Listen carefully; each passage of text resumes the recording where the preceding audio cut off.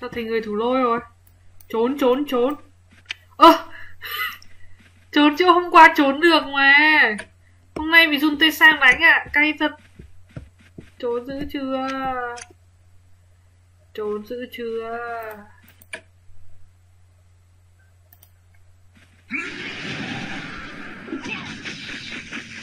Sao người ta chụp đắt cam mà người ta ấy quá nhiều. Đẹp quá gì.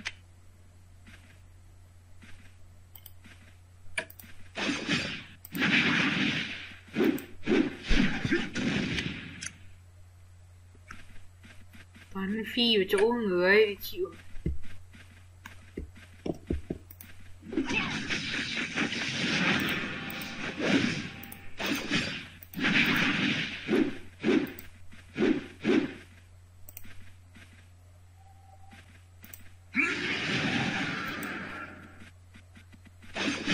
Đổi tầm mấy triệu?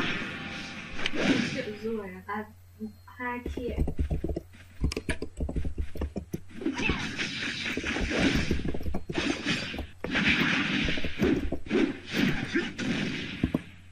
Sao mọi người giàu kia?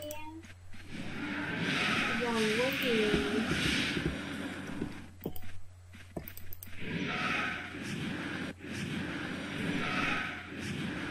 Bao nhiêu cũng có. Sao mọi lần mày bảo không có? Mà bao nhiêu cũng có. Thì lần này làm Tết sao thì chả có. Bình thường thì đâu có đâu. Ý là gặp người thôi thì mình không cần gặp người thủ lô đâu, mình chỉ đi đánh bọn kia thôi, nhưng mà lấy nhau ra tìm chẳng.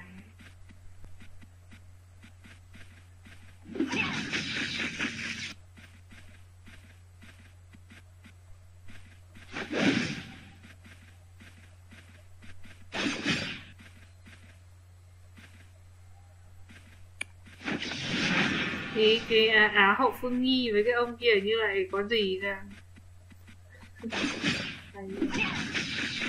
Chả biết như thế. Mắng chửi nhau gì.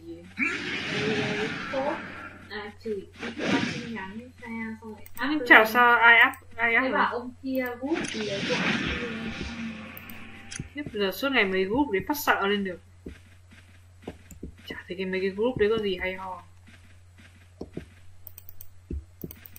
Mình xịt keo đến đây rồi. Chưa có con gì. Anh thế. Đúng kiểu mấy người thủ lôi chê ít khi tự dưng đi qua, người ta đi qua ít khi người ta xông